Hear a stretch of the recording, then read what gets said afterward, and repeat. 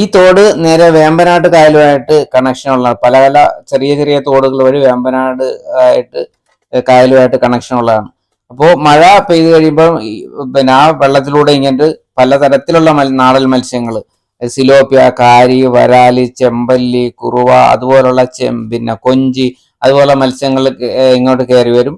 അത് നമുക്ക് ഇവിടെ തന്നെ നമുക്ക് പിടിക്കാൻ സാധിക്കും. അതുപോലെ തന്നെ കഴിഞ്ഞ കന്നി തുലാമാസങ്ങളിലും തുലാവർഷത്തിനും നമ്മൾ ധാരാളം മീൻ പിടിച്ചു. ഏകദേശം ഒരു 100 കിലോയോളം കന്നി തുലാമാസത്തിൽ